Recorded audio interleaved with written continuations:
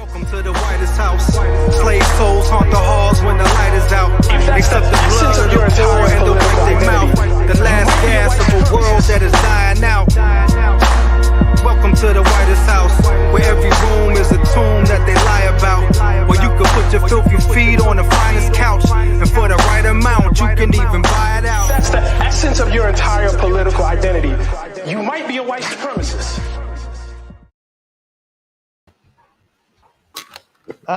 Welcome. What you got? You about to get Don't vote for Ed Gainey. Don't vote for Stop. That was your One Hood Media are liars. They have too much money. They have new Nissans and they eat swordfish. Oh my god! And they got free Jordans. Swordfish? Is that what we did? I got yelled at because I was making swordfish one day. Don't vote for One Hood Media. Swordfish. That is wild. Put that down. That is so we just funny. Set up all our peace to people, and here you go starting it back up again. I like violence.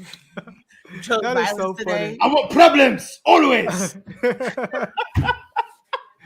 So welcome anyway, you know what I'm saying? Welcome to This Week in White Supremacy. I hate that nigga. Oh my God.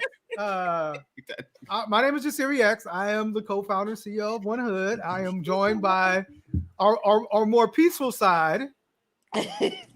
Sometimes I do like violence though, but for the most part, I am peaceful. I'm Treble NLS. Yes. Never like supremacy, never lose sight. One Hood's hippie and head teaching artist. You already know. Absolutely. And new cat dad. Yes, new cat dad. Cat dad, hey. Yeah, I'm feeling that. I'm gonna make sure to show y'all. Yes, and my brother and sister, the Wonder Twins. How are you all doing today? Are you going? I'm happy to be here. Put the camera on me, please. Zoom in, nigga. Oh no!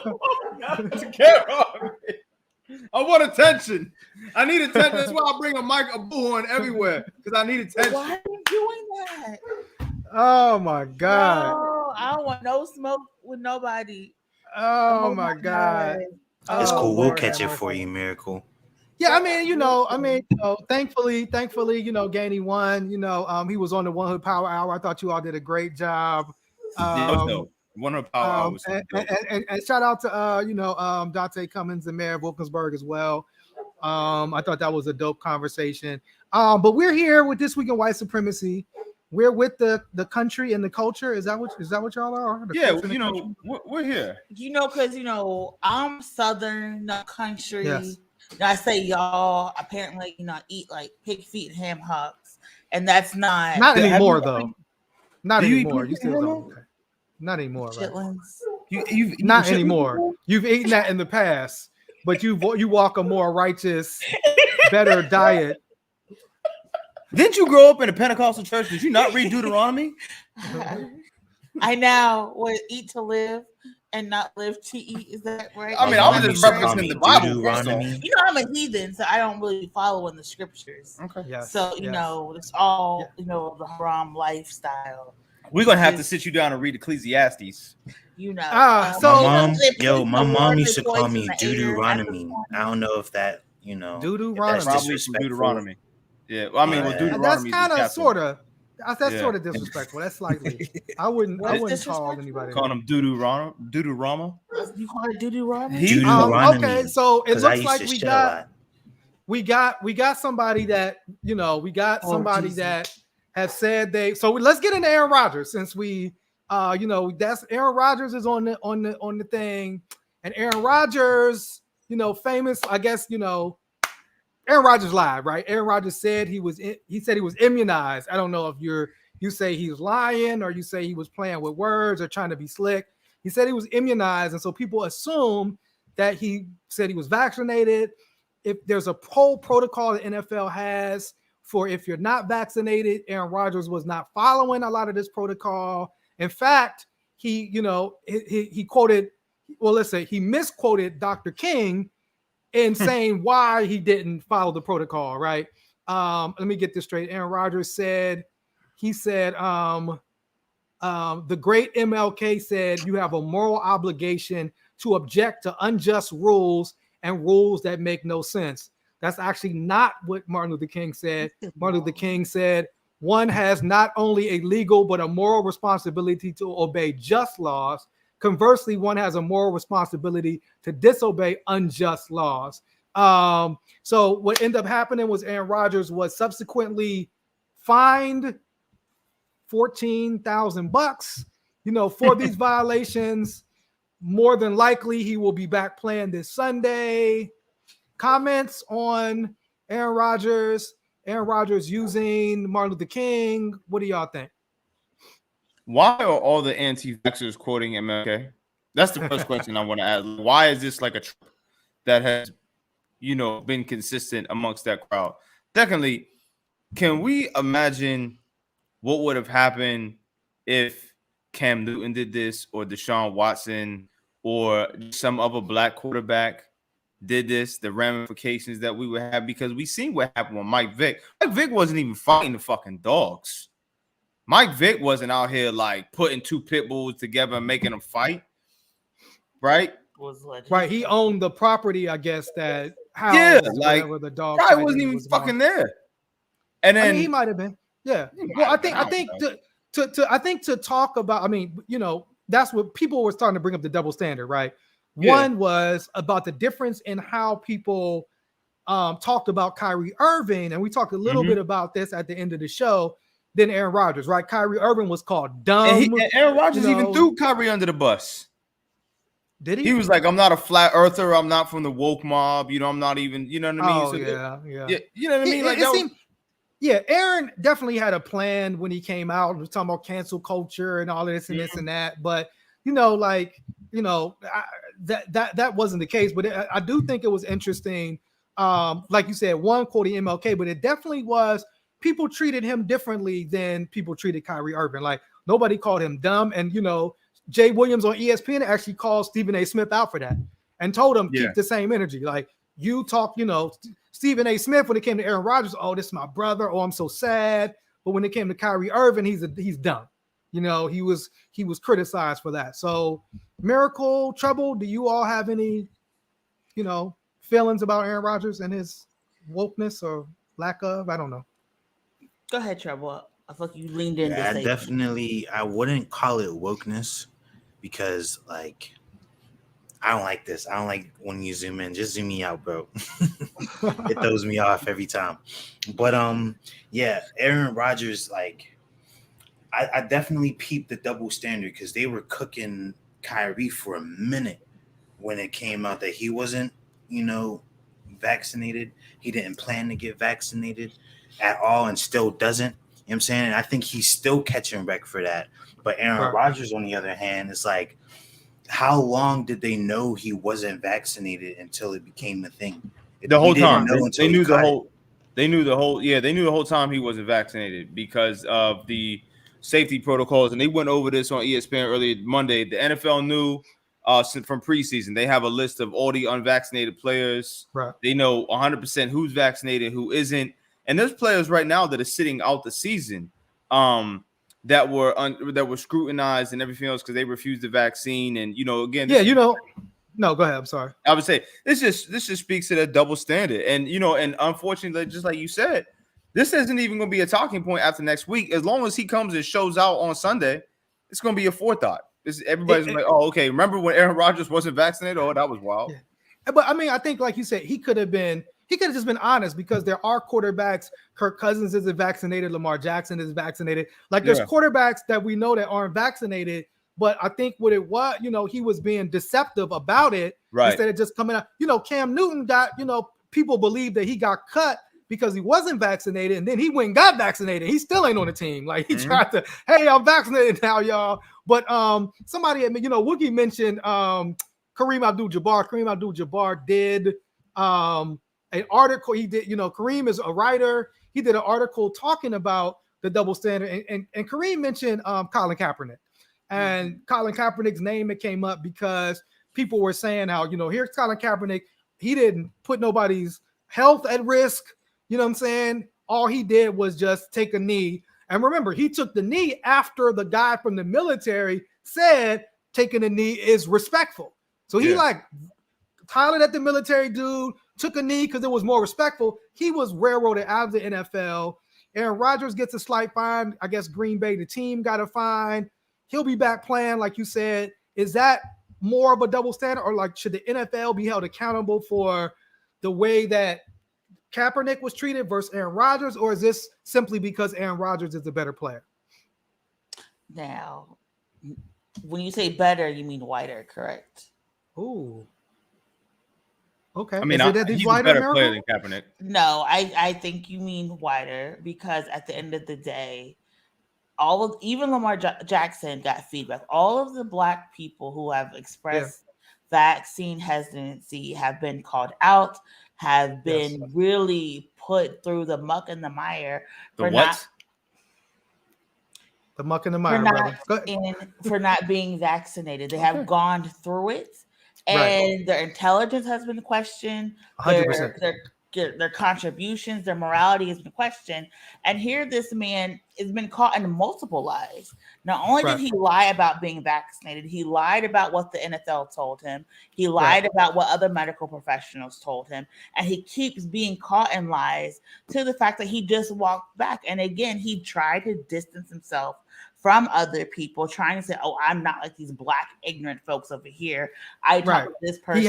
He had a 500-page medical report or whatever. Right? Child, please. Homeopathic medicine report. At the end of the day, it's the caucasity for me, because this man could have just been quiet and went about his day and not did the interview. But again, he knew nothing was going to happen to him. And for me, the issue is that all of these players all of a sudden now have a backbone to stand up and say something. But when it was protesting for Black lives and Black equity and Black grace, they couldn't find a way to separate work and personal things. They kept saying, "Oh, we don't protest at work. We don't do all this stuff at work." Now here you are refusing to go to work. Now here you are putting other people in jeopardy at work and saying that you may or may not play based on these rules and protocols. But when it was your teammates being fined, when it was your teammates being forced to stand for a flag that they didn't support or believe in, when it was your teammates going through and asking for support, where were you? Because they weren't taking knees, they weren't holding hands, they weren't walking through, they weren't doing anything at the very beginning. And Colin's still not with a job. Cam doesn't have a job. Eric doesn't have a job. All of these folks, and for the NFL, no. What was it? Just 3-4 weeks ago, we had the racist man sending stuff and text messages. We had the other people doing sex trafficking. Oh yeah, John. We have this new person being racist again. Like, the NFL is never going to be accountable, because they know people are still going to pay attention on Monday nights, Sunday nights, and Thursday nights. You're 100% right. I just want to know, why did Joe Rogan become the consigliere or the consultant for COVID? Like the COVID consultant, like why? Like, I think fascinating. I have a theory. Okay, please. You know, when you're watching, did you watch the game? Like with Derwin? Yeah, you watched the game on Monday with the Steelers and the I thought you were talking about the actual sitcom the game. show, right? You know how they call that play, that taunting play, and you know how Senator Josh Hawley was talking about he's now running for white men because white men are no longer, because white men are devalued in society now. Wow. Right? Wow. So Joe Rogan took, this podcast, the idea of being a free thinker and, questioning everything with pseudoscience, and it was like, COVID may not be real. COVID may be 5G. Right. Let's talk about it. Let's have these open dialogues. When in reality, it was just all these dumb ass people with no credibility who were just not even working in infectious disease, talking about all this dumbass shit. And now people look at him as the person to take horse manure and sea moss to get better, and it's absolutely ridiculous. It's fascinating. It's fascinating on a couple levels because one, if Aaron Rodgers tore his ACL, he's not going to call Joe Rogan. Like that's, he's going to call the doctor that specializes in repairing knees to get his knee fixed. You know what I'm saying? He's not going to call Joe Rogan and be like, "Hey, Joe, you got your AC. Hey, Joe, Joe, you got some lettuce to wrap around my leg." I mean, no. Right. And that's what I'm saying. Like, that's the thing. The fascinating thing about the NFL is if one thing the NFL got is doctors. They got mad because your physical health determines how well you play on the field. So they got doctors. They want to keep these people as healthy as possible. So or do they? Because that was the whole thing about CTE, that they were saying people don't have concussions. Oh, that's true. That is true. They were saying they don't have concussions. Then all these players got second opinions. They weren't saying that they didn't have concussions. They were saying that the concussions didn't cause CTE. Right. Yeah. Well, it wasn't severe. Yeah. Which was a lie. Which was a straight up lie. You were dumb anyway if you were a black player. That it didn't matter. Oh, that's the whole thing. So the question I have then is, why is? Never mind. Don't say it.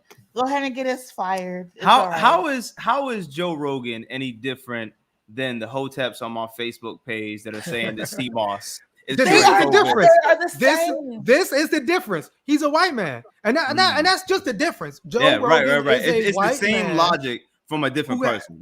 Who has a platform. You know, I thought it. You know, and that's the difference. You know, he's a white man with a platform. So just like you said, he can be. You know, what is Joe? He's a comedian, MMA dude. He's not a doctor, but he, just like you said, he puts people on his show. And one of the funniest exchanges on his show about this was with another comedian named Bill Burr. Well, Bill Burr just stopped him and was like, "Bro, you're not a doctor. I'm not listening to you." I mean, you're not a doctor. I'm not going to listen to you about this subject. You know what I'm saying? I will not come to Joe Rogan for anything other than his fight commentary. I love watching his fight commentary because he knows his shit. And he's better than Stephen A. Smith when it comes to, or anybody that against me. You know what I mean? Like, he knows, like, but other than that, I'm not. It's just like, you know, if I had tore my knee, I'm not gonna phone next man and be like, "Bro, give me some help on how to." I'm going to, you know what I mean? Like, to me, it's just wild. Like, but again, next week this won't be a talking point anymore. It won't be. NFL is the greatest reality show on TV. It won't. And we will have something better to talk about next week than Aaron Rodgers lying about what do you say, being immunized. And like you said, we're not getting into this. Isn't a conversation about whether you want to take the vaccine is your personal choice. Hey, bro, whatever. If you want to take CMOS, that's your personal choice. That's not what we're arguing.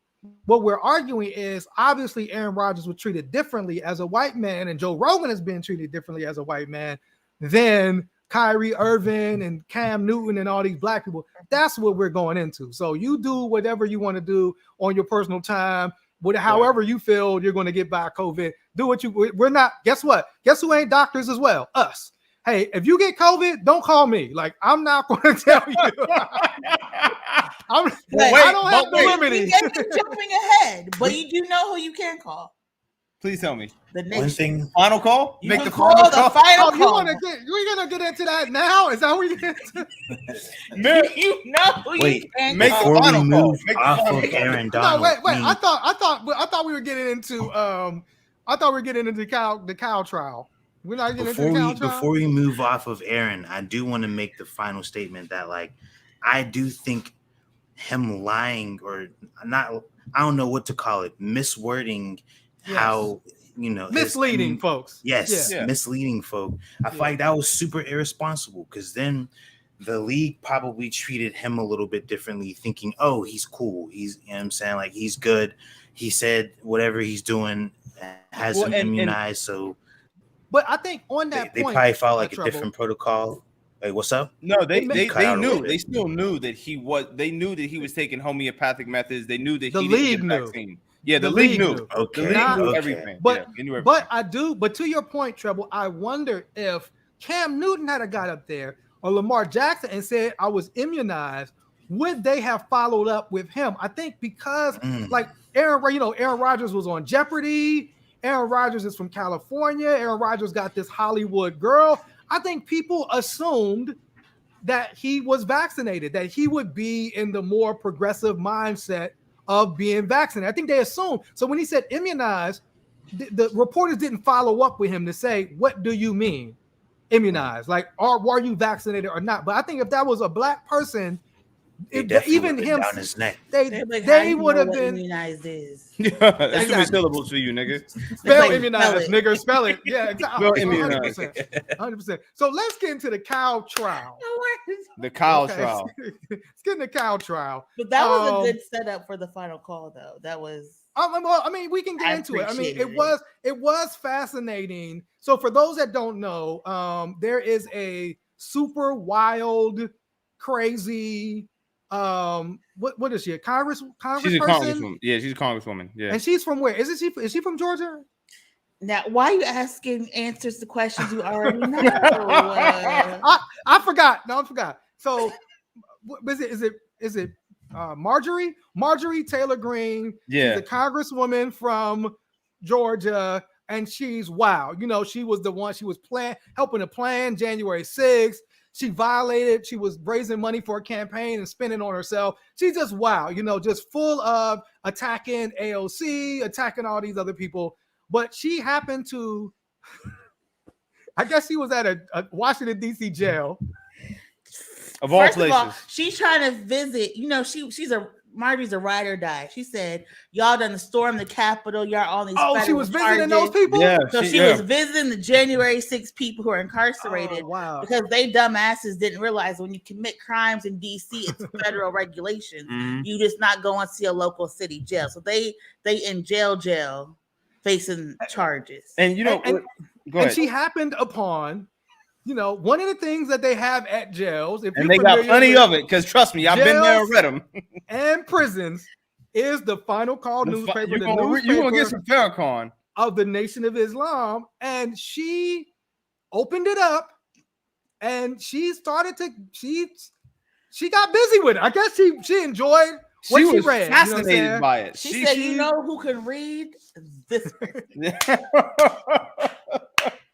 So she went on a whole Twitter thing about a 14-page, 14 tweet she did a thread. She did pictures and everything. Like, yo, the nation, we know they believe, like, they don't believe in vaccinations as well. They believe in freedom. They believe in these alternate drugs. And yeah, it's funny. And she went so far as to say, while I denounce radical Islam, these NOI niggas I can get with.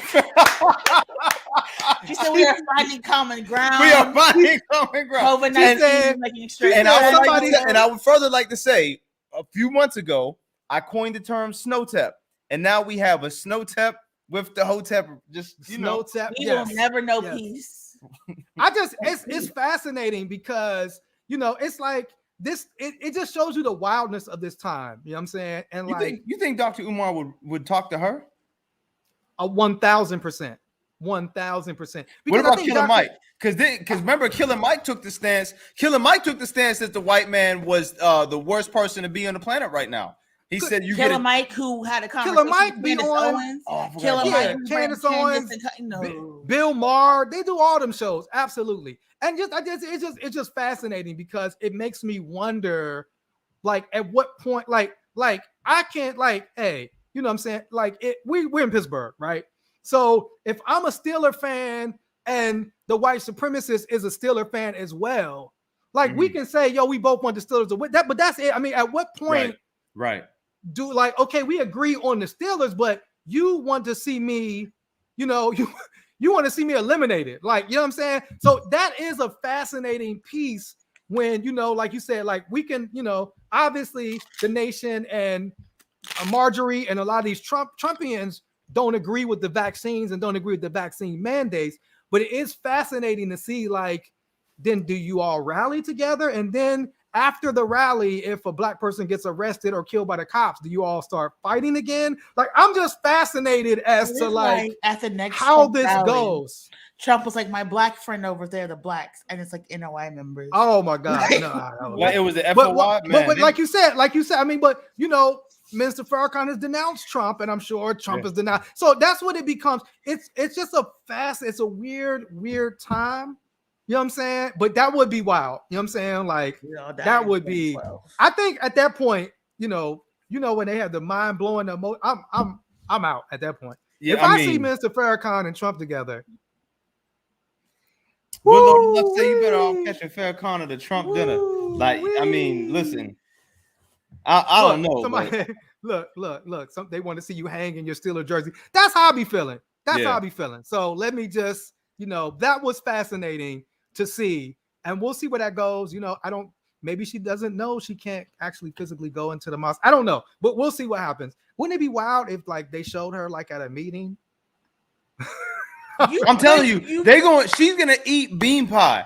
They're gonna give her a bean pie, and she's gonna be sitting here eating this. Like, this kind of tastes like pumpkin pie. When people say like, I didn't expect that on my 2021 card. Yeah. Oh yeah.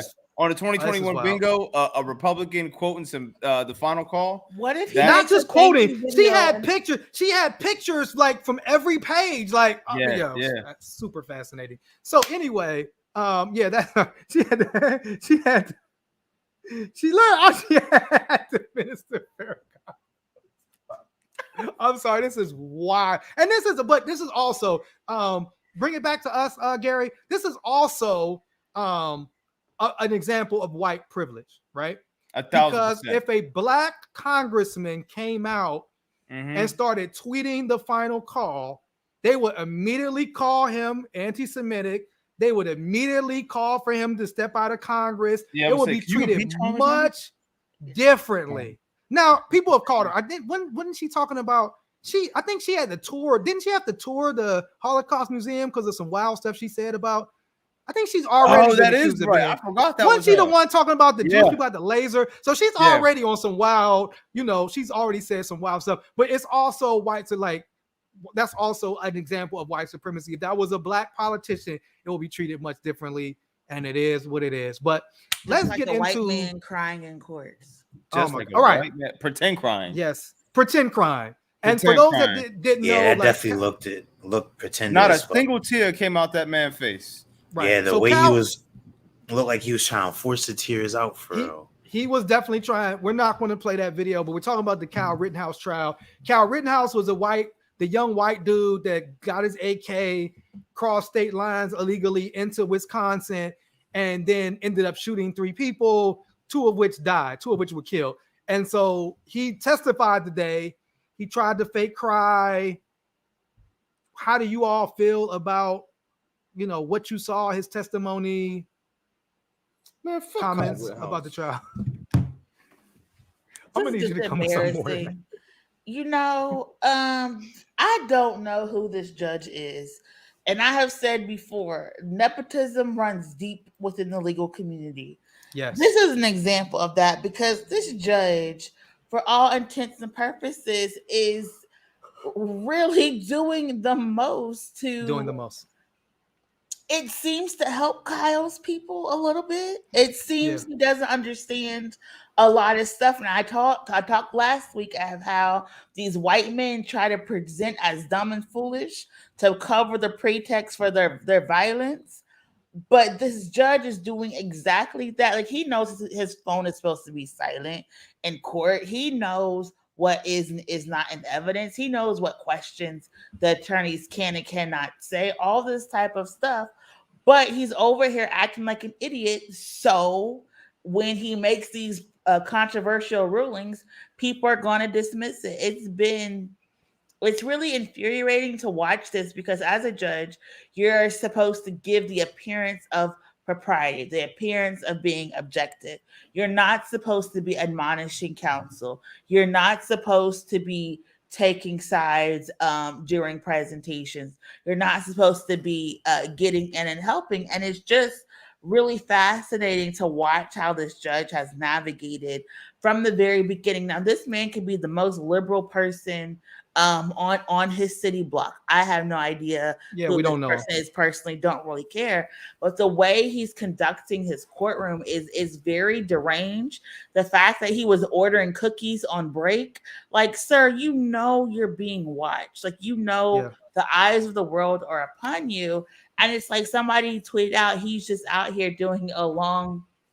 Maybe he thinks he's on The Apprentice, and at the very end, either Trump will hire him or Fox News will hire him as the analyst because he is not acting professional at all. Probably. And so you had brought out his phone went off. I think you have that video, Gary. the judge. This is the judge's cell phone went off in the court. If you could play that. And if the court makes a finding that the actions that I had talked about were done in bad faith, then I think both. So that was the judge's, and so what people were saying was that ringtone. First of all, like I didn't know anybody had a ringtone in 20. Yeah, like, I just thought that like people had regular. What if T-Pain came on? Would it be worse if it was T-Pain? Like, will we still be upset? Yeah, first of all, you know, right down the street, if your phone goes off, you go to jail. Where? Right. And some of these courtrooms, if you your go to phone jail. is off or gets seen, you're going to jail. Yeah, they snatched. Remember? When I went to testify on behalf of one of our good friends in Philadelphia, they took my phone and zipped it up. They put it in one of them zip up things. Like they took my phone, zipped it up, and I couldn't even go into the courtroom with my phone. Mm-hmm. They took it. So he got his phone, he got a ringtone, and they said like the ringtone was supposedly a song that Donald Trump plays at the end of all of his rallies. So that was the first thing said. I want to know what song it is. I have no idea. God bless the USA. That didn't sound like God bless the USA. But I don't know what that sounds like, to be honest with you. But there was another video where the judge is yelling at the prosecutor, and to me, it looks as if the judge is actually trying to defend Kyle Rittenhouse. So this is a judge named Judge Schroeder. Let's pull up this clip. To me, it looked like the judge was actually trying to defend Kyle Rittenhouse from the prosecutor. You be the judge. I don't. That made it okay for you, without any advance notice, to bring this matter before the jury. I was astonished when you began your examination by commenting on the defendant's post-arrest silence. That's basic law. It's been basic law in this country for 40 years, 50 years. I have no idea why you would do something like that. And it gives, I'll leave it at that. So I don't know what you're up to. May I respond? Yes. We filed an other acts motion on this exact issue. He's like, because we brought before in the my court, mind, and I argued this, it is identical to what was going on the night of August 25th, in the sense that the defendant was using this exact same weapon. He was using it in a manner to try and protect property. No, he wasn't. Your Honor, I'm not going to rehash the motion. That's absolutely untrue. No. Your arguments of record. My comments are of record. Kyle Rittenhouse is of record. There's nothing that I heard in this trial to suggest. You can't. He has to step down. If you're correct in your assumption that you know more than I did at the time, you should have come to the court and say, I want to go into this. Yo, he got to recuse himself from that. He don't have to recuse himself? He's supposed to, but he don't have to. They have to file a motion for recusal, and then they go on from there. What it's looking like is in some that this may be like a mistrial, and we're gonna have to do this all over again. The defense actually filed a motion for a mistrial today. And they'll probably get a new judge. This judge will be paraded around. He'll probably resign. Fox News will hire him as the analyst, and 100% there, and it'll be a grift. I think that the cross-examination of Kyle really showed that he did not have a self-defense to put up there, because he himself had said all of this stuff did not happen. He lied originally. The person did not have a gun. Threats were not being made. All of this stuff, and so the prosecutor has been really good on cross, and I don't think people expected the prosecutor to be as good as he was, which is now everybody's getting upset about, and this judge is like doing all these antics because there is really enough information to convict him. And I think that this is a good case study that shows that why some defense attorneys do not put defendants on the stand, because like Kyle really probably could have been acquitted if everybody just went to closing arguments yesterday. But now he's over here testifying. He's contradicting himself. He's making misstatements. He's saying things happened that did not. And the evidence that is being shown is showing that he's not a truthful person. And so I think it's going to be very interesting to see what happens in the next couple of days, especially if what is the mistrial? The judge couldn't be impartial. The judge is yelling at folks. The juries are making racist comments. Like, this has been a shit show from the very beginning. And I think the very beginning, if there's a mistrial, what's probably going to happen is they're going to do a plea agreement, and he'll probably do like some like 5 to 15, which basically means he'll serve like 7 years, and, for good behavior for all the stuff he's done. And then he'll probably get hired by Fox News as well. I mean, because he's this white supremacist. But the wild part to me is like Kyle Rittenhouse is actually on the record saying that he went to Kenosha to protect property. That's what he said. He said it.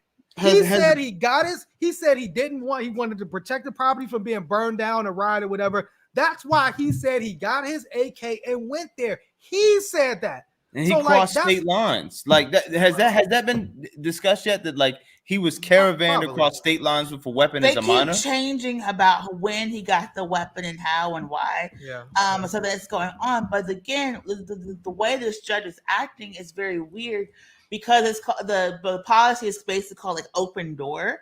Like, regardless of what has been agreed, put in motions, once you bring a witness on the stand that references something, you have now opened the door for it to be brought up. And so for the attorney, and you can tell he's just over it. He's leaning on the podium like, sir, yes, it was in the motion. This is not the first time you heard it.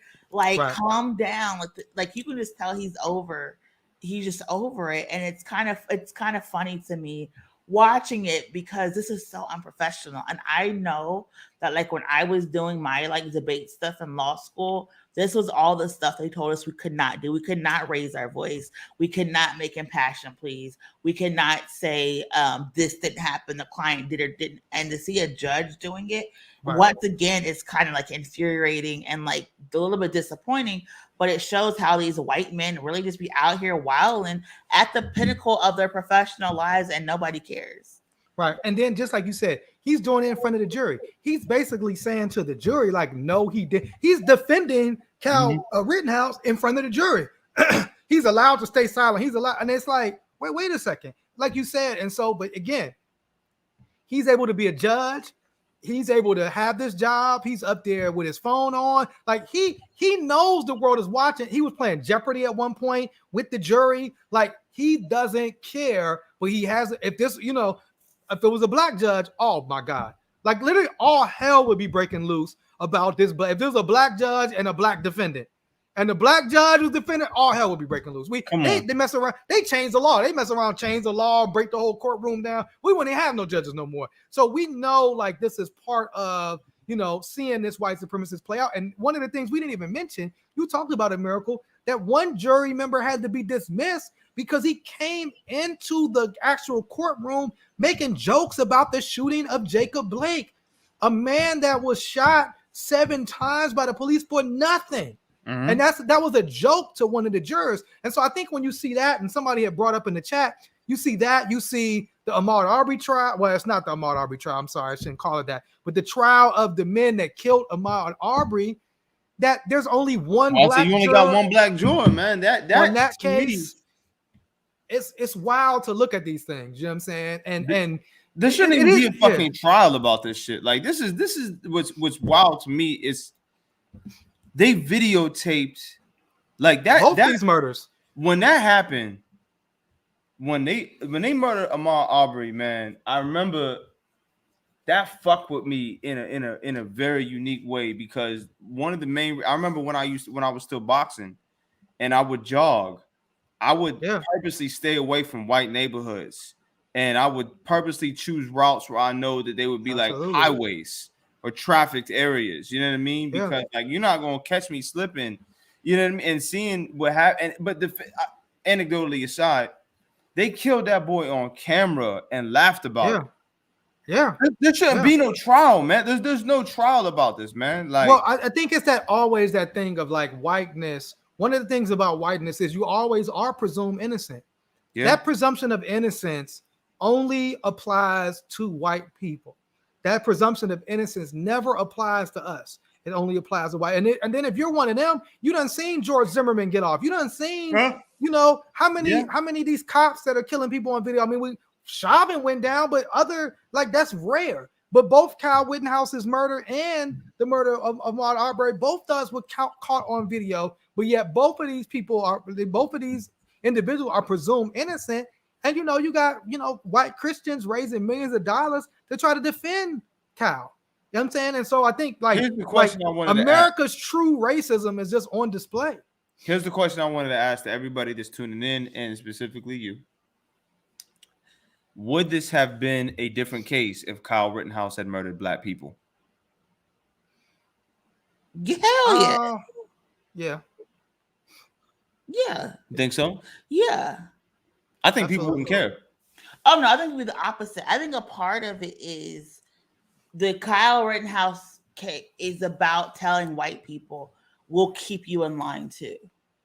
Right? I think a part of it you are going. You know what? I'm gonna stay silent for the rest of this because I can't contribute nothing to this level today. No, because I think that's a part of it is like the people who got murdered in Charlottesville, that was a white woman, right? Yeah, right. 3 people who got murdered. And again, black people. Zoom in on Miracle. Let her go off. Black people were harmed in Charlottesville as well. But these people who got killed in Kenosha were 3 Caucasian folks who were shot down and murdered. And I think that a part of this trial is to remind people who step out and try to end white supremacy to say that, like, we will keep you in line, we will kill you, we will do everything we have to keep white supremacy going. And this is what happens when you decide to fight back. And you're starting to see a lot of these Trump appointees here in Pittsburgh and in Florida for these Caucasian folks who are being arrested and charged for their participation in Black Lives Matter protesting. They're getting felonies. They're getting sent to jail, you know, the big house. Whereas a lot of these January 6 folks, these people who ran to protesters, all of these type of things, they're just going home. Most of them are getting probation, all this type of stuff, you know, aside for the black folks, you know.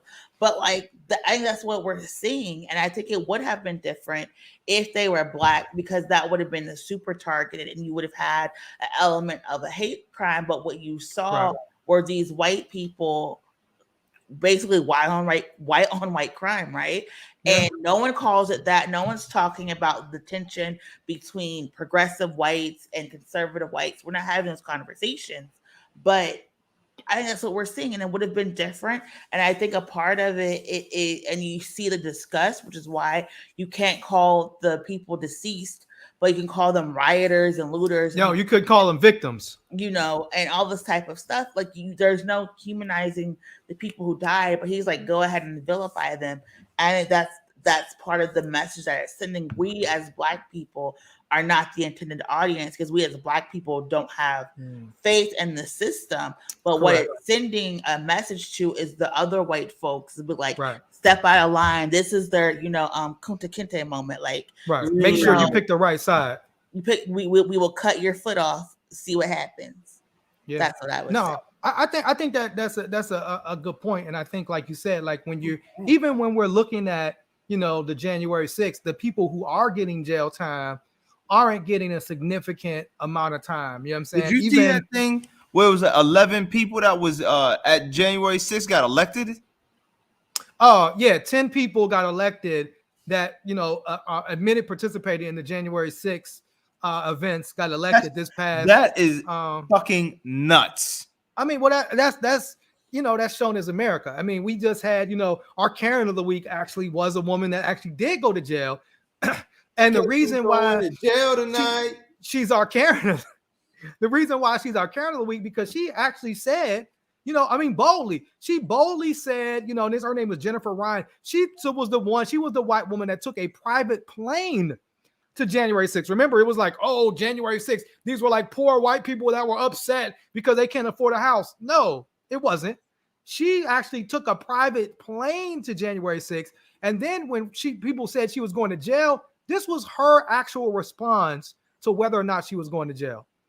Definitely not going to jail. Sorry, I have blonde hair, white skin, a great job, a great future, and I'm not going to jail. Sorry to rain on your hater parade. I did nothing wrong. Guess who's going to jail tonight? We should have had that song. She would have been correct had she not went and documented herself. Right, yeah. Committing crimes. And to go back to Aaron Rodgers again, all these people have been just like documenting, like, yes, just shut up. Putting videos that, like, I didn't do this. I broke this law. When this cop told me to get back, I went in here and did all this. This was the room I broke into. Like, they're poor defense attorneys. Like, So she did. She. I think she got 2 months in jail, which is not a lot. 2 months. You know, she got 2 months in jail, and then she did apologize at the hearing for, you know, because she was like, she didn't do nothing wrong for breaking the law or running up in the Capitol, I guess. I don't know. But like you said, I mean, there was another story where a cop he was a cop who ran up into January 6th, went to Belarus, and is actually applying for asylum in Belarus, the country. You know what I'm saying? Like, trying to get asylum to avoid his crimes. And I'm like, well, I thought this was about America and you being American, bro. Wasn't the whole point of you run up in the Capitol because you love America? That dude is in Belarus. And so it's wild to kind of watch this stuff play out, you know what I'm saying, in front of us. And I guess the Q shaman dude, he's looking at maybe 5 years. They're saying maybe 5 years. I think less, maybe 4.5 years for him, which again isn't a lot. You know what I'm saying? These people had their because you got brothers that was selling weed doing 30, 50, 60 years. Come on, man. Come on, bro. You know what I mean? Like this whole shit. The brother that broke into whatever the store down the corner, you know, the dude that broke into the Rent Center, probably getting 5, 6, 10 years. How long somebody broke into the How long did they give that sister who lied about the school district she was in to give her I think she got 5 years. 5 years. I think she had 5 years. Yeah. I mean, the people, the whiteness of it all. You know what I'm saying? The whiteness of it all. The white kid who set the police car on fire here in Pittsburgh, he got house arrest. He got house arrest in 6 months. Yeah. Black people going to jail for 4 years. Yeah. They going down for years. Yeah. Josh from Ferguson, I think he got 8 years for arson. Free Josh Williams. So there's one more story I want to get to before we get to our call to action. And, you know, we've been seeing a lot of teachers wilding. Oh, you know, it's been, you know, like, and this, well, I guess what we haven't seen is a teacher of the year wilding. But in Florida, aren't they all teachers of the year? A Florida teacher of the year was arrested for punching a student in the face who put disparaging comments on the Instagram post that the school put out when she got teacher of the year. And so this woman's name is irony of it. Melanie Lee. But I think, like, it makes me wonder, like, when she got teacher of the year, like, who did they ask? You know what I'm saying? Like, clearly they didn't ask these students. So it was a black student who put out that she had used the N-word. She admitted using the N-word, but she said she only did it because she was reading Of Mice and Men. I don't know. And so she was so upset by this student's comment that the next day she asked to meet with the student one-on-one and then proceeded to punch the girl in the face, causing her nose to bleed. She basically called her to shoot the fair one. Said, I'm gonna catch you after school, nigga. Oh, you think you can just put something on social media and you ain't gonna have to see me? You have to see me. She squared up and she was like, yo, come here. I'm gonna learn you something today. Keep that same energy that you had on that post. Bro, can you imagine if Treble, What if one of your teachers 61-year-old lady with you because like I heard you talking shit on Instagram, nigga. I heard you talking shit online, nigga. Bro, that teacher wouldn't have been heard of anymore. I'm just gonna say that. Oh my god! Like, bro, I mean, but it is Florida. I did hear someone say a joke about how like Florida niggas are always strapped, like they always got a gun on them. So like maybe the violence is why she got Teacher of the Year. Maybe maybe this is part of her, you know. This was the comment from the principal. The principal said it's very disappointing, but I'm compelled to share with you that one of our teachers was arrested today on campus for child abuse. I'm sorry. Even more disappointed, the teacher arrested is our recent Teacher of the Year nominee. So I guess you got to find you a new Teacher of the Year. I'm only disappointed that she got caught and it wasn't me that was fucking these niggas up. But they said there's also video evidence. Like video evidence, yes. She was like, "Nah, I just can't. I'm gonna tell you what you could put on Instagram is me giving you these hands." I just can't imagine. I can't imagine a parent getting a call like, "Yo, you know, your daughter." I mean, what do you say to that parent? A teacher punched your child in the face. Like what? You gotta dismiss the school first. Yeah, right. There gotta be fair ones after that, bro. 100%. And 100%. Need you to come to the back entrance, man. Man, they would have called it. Yeah, they had to call like a fire drill or something before they did that shit. Yeah, they were like, "Yo, we need." Jeez, they would have had the police come and tell my dad to stay off campus, and he would be brought. I'll be brought to him because my dad would have wild hours. Oh man, listen. God bless the dead. I remember my principal snatched me up one time because I got in a fight on the bus, and my mom slapped the principal. Yo, my mom slapped my principal. Yo, as God is my witness, bro. Mom, pow, like that. It was like, pow, right in front of me. And then she fucked me up for getting in trouble in school. I was laughing at the principal, like, yeah, nigga, you got something, right? And as soon as the school door closed, my mom tumped me up, bro. So we do have a couple Pittsburgh related stories. One of the Pittsburgh related story was Pittsburgh Steelers running back Najee Harris was unfairly stereotyped in the Monday Night Football game. I don't know if you all saw this. Been fucking up heavy. Oh my god! No, this is the announcer. This was ESPN play-by-play voice Steve Levy. NFL related. Told an anecdote about the Steelers running back. He basically referenced Najee Harris was being homeless. And, you know, everybody, you know, should know that story by now. If you're in Pittsburgh, you know it. But he was being homeless while growing up in the San Francisco Bay Area. And this is what Steve Levy said. He said, even when he got to Alabama on a full ride, got the fancy dorm room, he spent the first few months in Alabama sleeping on the floor. From trauma. He said he's just more comfortable and used to that. I'm sorry. He said, bro, I didn't sleep on the floor. I slept in a bed. That's that. When I first moved to Pittsburgh, I didn't have furniture, so I didn't have to sleep on the floor. I did, and then I have furniture for the past 6 months. But I got a bed now. We're good. Okay, good, miracle. Well, yeah, Najee basically said, you know, that never happened. Like, but that's kind of that mythology, right? You're trying to make it seem like, you know, they love a struggle story.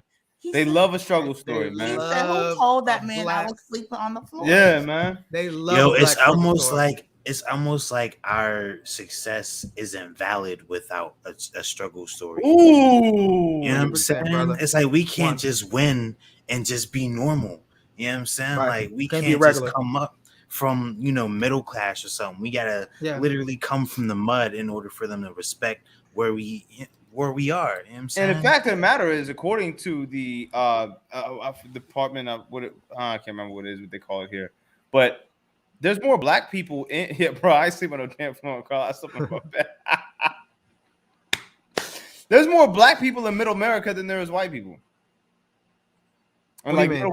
There's a lot of black. Probably by percentage. That's what I mean. Yeah, percentage. Yeah. But not in total. Yeah, not in total. Not in total. No, I mean, not enough. Right. In total. If you you know, somebody asked me this. He said, you know, and I forget what the brother's name is. Now I wish I remembered his name, but he asked us. We were at a conference and he asked us a question. He said, he said, are there more poor black and brown people in America or poor white people?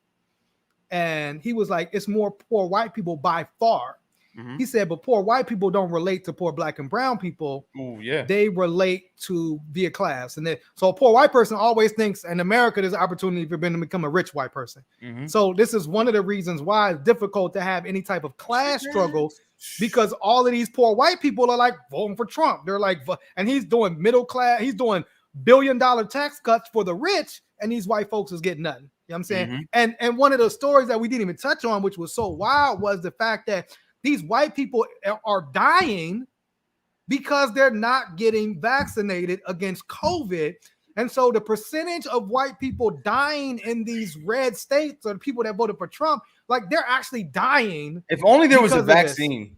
But it's not even vaccine. They're not even taking the when they get COVID, some of them are not even taking the correct COVID treatment because they want to do the ivermectin, whatever that ivermectin, right? That instead. I still don't know what that is. And it's like a horse. It's horse. It's not for humans.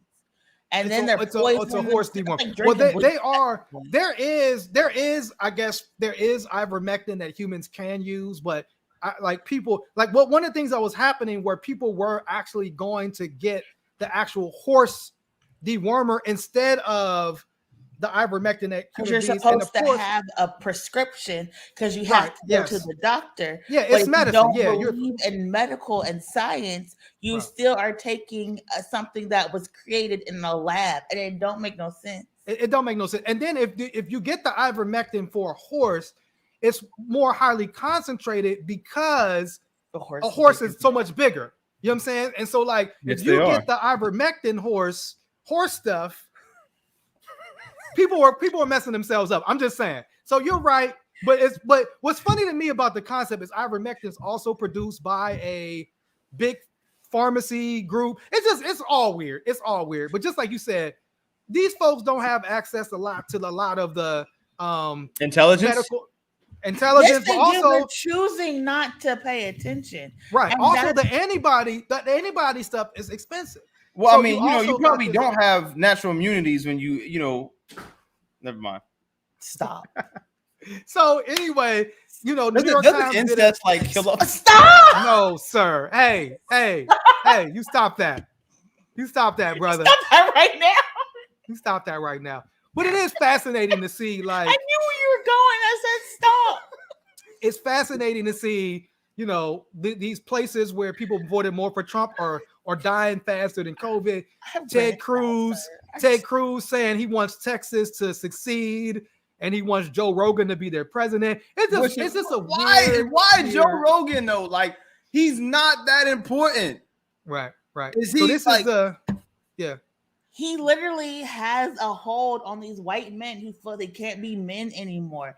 And I just don't understand it because I like to go to Aldi's. I like to go to the grocery store. What white man feels like he's no longer a man because he can't go out here and hunt?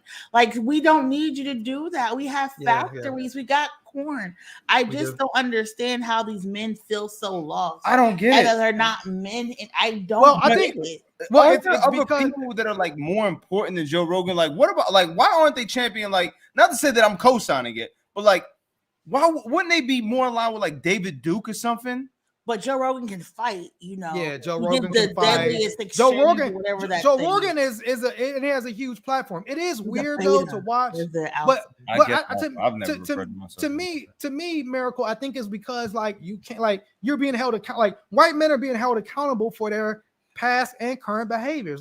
You can't just go and run up in some actress's hotel room and force her to do something so she can get no role. You can't just openly call black people nigga and all these things that they were used to doing.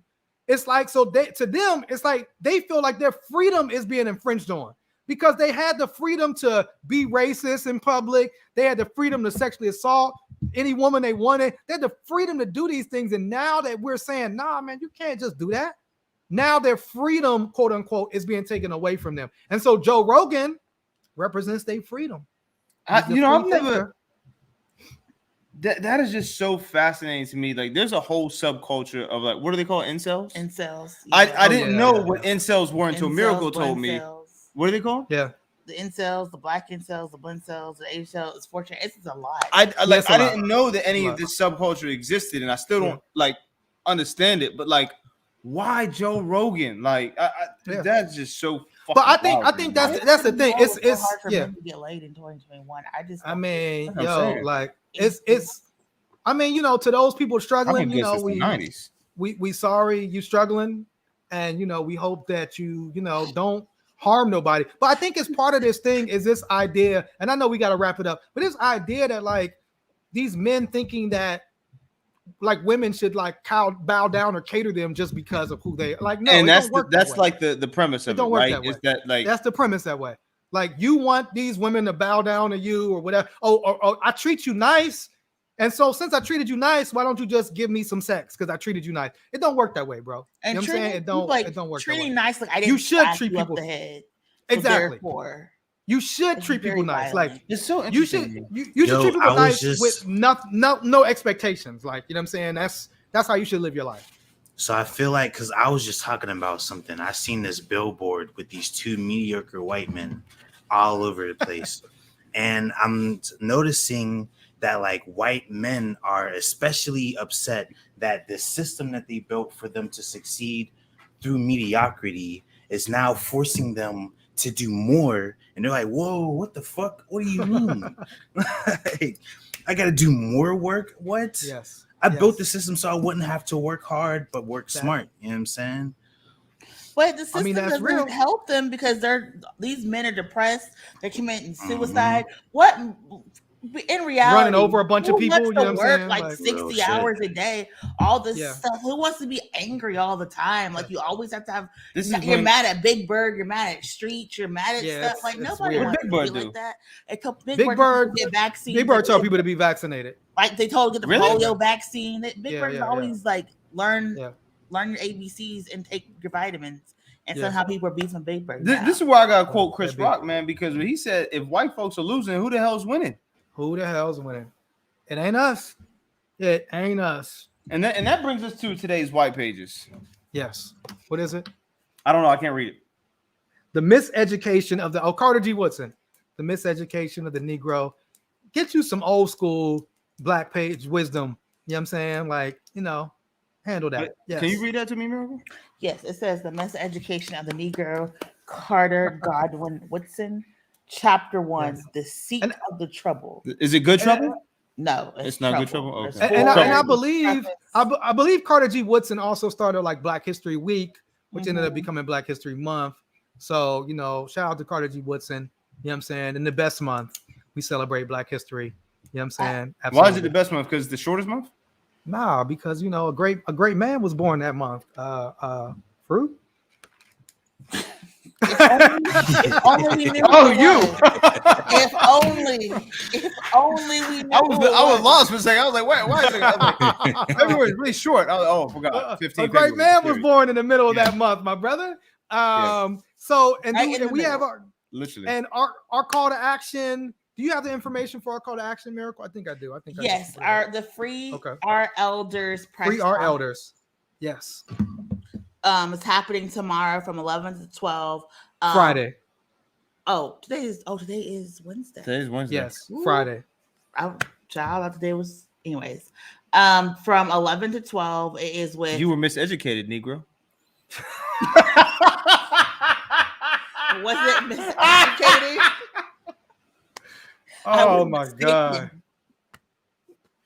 I was mistaken. Oh my God. I need a nap. I'm so sleepy right now. Like don't gaslight. But think about like the miseducation. Skirt your responsibility. Yes. So free our elders. You're a little too late to call me a Negro. Okay.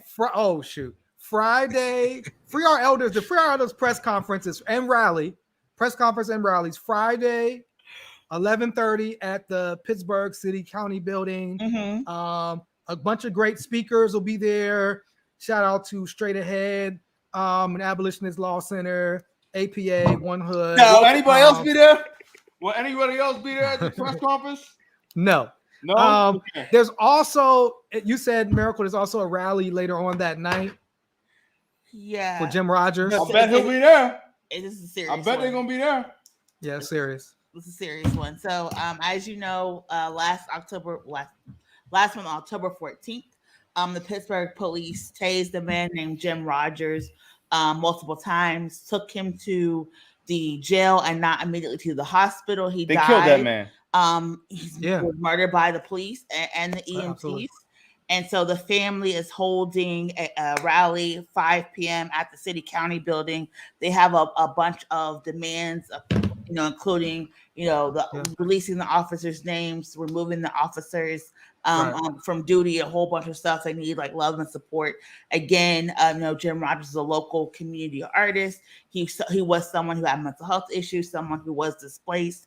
And so the families are really trying to do what they can for this unexpected tragedy, trying to work and reach out to as many organizations as possible. And they're asking people to come out on Friday at 5:00.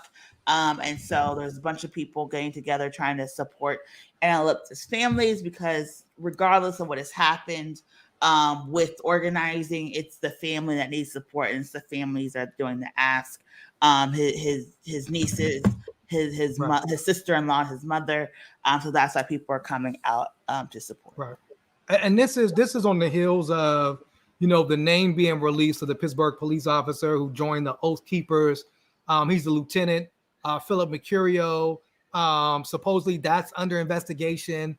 He trained folks in firearms. He told the Oath Keepers that he wanted to recruit more people. And so, this is at a time where we're really looking at, how the Pittsburgh police is going to react and respond to that, and how they're going to respond to what happened to this. They're not going to. That's how I can tell you that right now. And you had mentioned also the EMTs did not, for whatever reason, the EMTs were called, but did not treat Jim Rodgers, and we kind of saw that same thing happen in the trial where they talked about Ahmaud Arbery, that the officer on the scene did not give any type of medical help to Ahmaud Arbery. And so this is just, a pattern over and over again. So please protect yourself. Be careful out there. It's a wild time. Still mask up. A lot of folks are still getting COVID-19. Folks are still dying of COVID, although we're not hearing about it. So definitely mask up. Use your social distancing. Use your stuff that you put on your hands. I forget what it's called right now. Hand sanitizer. Yeah, use all of that. And so, is any last words, last comments? You mean, do we have a final call?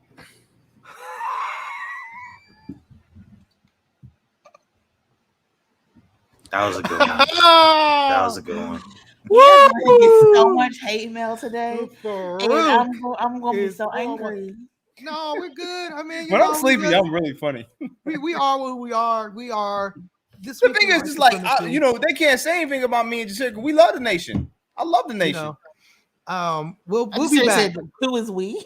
He said we will be back. Now? I love the nation. I love the nation. We will be back.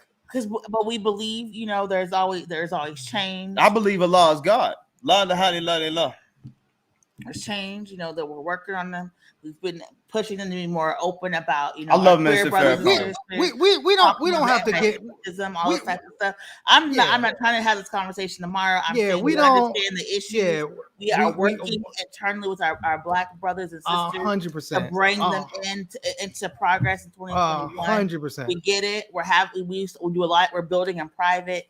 But yes, so I'm putting it out there because I want 100%. Exactly. We do the work. We know the issues, but we love our people. We love people who have fought for Black people, who uplifted 100% when we were at rock bottom. And yes, we 100%. We love and respect our people, and we love and respect other folks as well. You know what I'm saying? We are an organization of love and respect, and we want justice and equality for our folks. And so that's how we roll in, and we will see y'all next week. This week in White Supremacy. Make sure you subscribe to our YouTube, follow us on Facebook, like this video, comment, all of that. Send all hate mail to Miracle. No, I'm just. No, wow. No, I'm just playing. Okay. Don't send no hate mail. Don't send no hate mail. It's fine. I knew it was coming. I was prepared. Info at onehood.org if you want to holler at us. We'll see y'all next week. This week in White Supremacy. Peace. 100, y'all. Welcome to the whitest house. Slave souls haunt the halls when the light is out. They suck the blood of the poor and they wipe their mouth. The last gas of a world that is dying out. Welcome to the whitest house, where every room is a tomb that they lie about.